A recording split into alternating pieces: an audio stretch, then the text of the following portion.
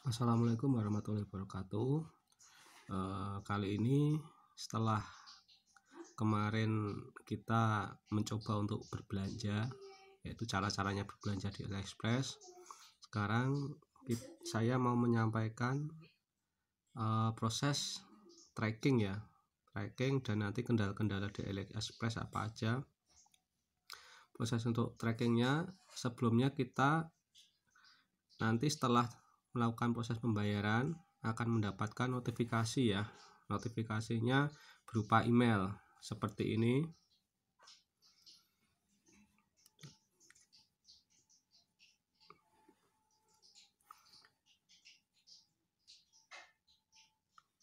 Nah, setelah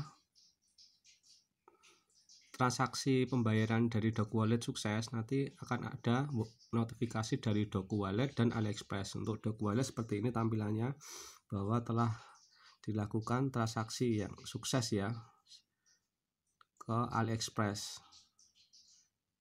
Jumlahnya 117.000 ini amount 117.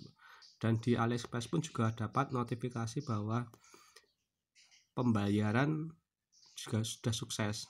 Nah, ini notifikasi masuk ke email yang kita daftarkan di AliExpress maupun yang di DocuWallet.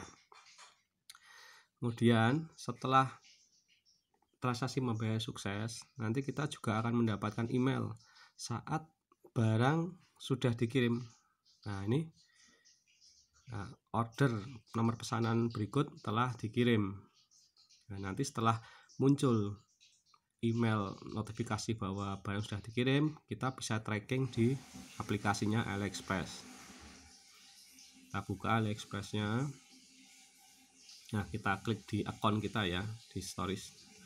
Nah, di sini kita view all.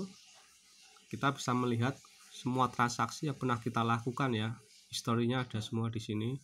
Contoh untuk transaksi kemarin yang kita membeli amplifier itu modul amplifier.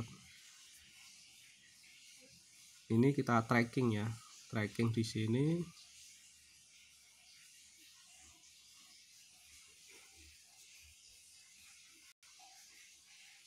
Nah, ini sudah muncul.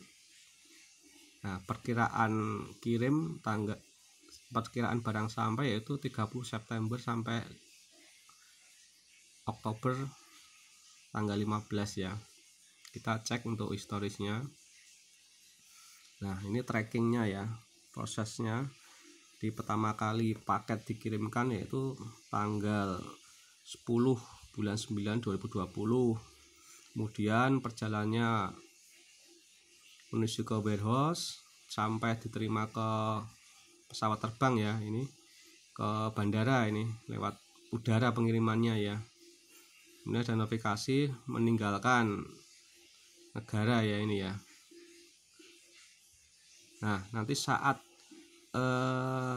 paket sudah masuk ke Indonesia, di delivering ini, arrived at destination country ini baru bisa kita lacak lewat pos karena untuk yang pengiriman gratis nanti akan dikirim oleh PT Pos Indonesia Setelah ada tracking bahwa barang sudah sampai ke Indonesia, berarti kita bisa mengeceknya di pos. Nah, nanti bisa dicek di situsnya pos, kita masukkan kita masukkan nomor resinya Nah, setelah nanti masuk kantor pos, ini nanti juga ada notifikasi trackingnya dari AliExpress, yaitu bahwa pemeriksaan oleh bea cukai. Nah, ini dari bea cukai diperiksa tanggal 10 bulan November 2020. Setelah proses pemeriksaan oleh bea cukai selesai, clear custom, ini berarti sudah selesai dan barang siap dikirimkan ke rumah kita. Nah, nanti saat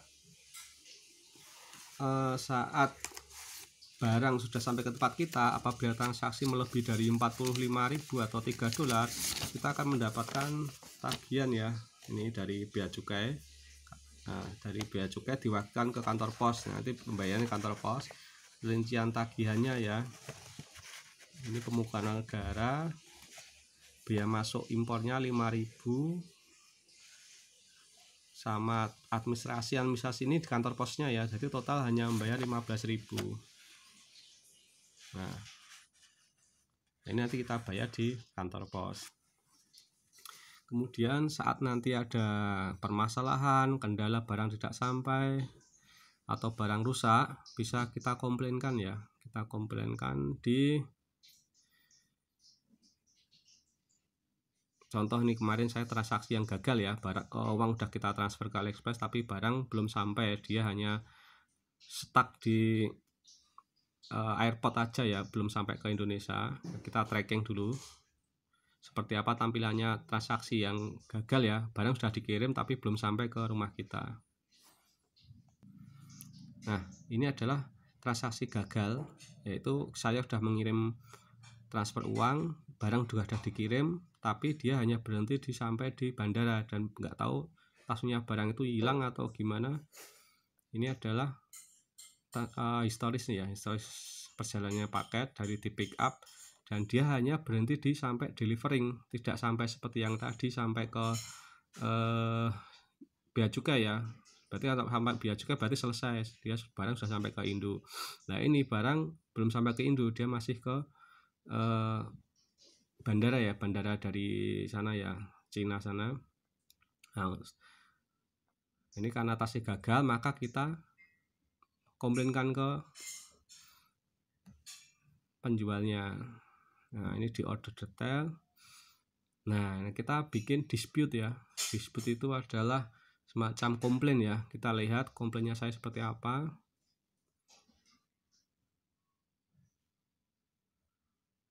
Nah, ini saya mengajukan komplain bahwa paket tidak sampai dan waktu sudah habis. Nah, kemudian AliExpress memutus bahwa apa yang saya laporkan adalah betul, valid.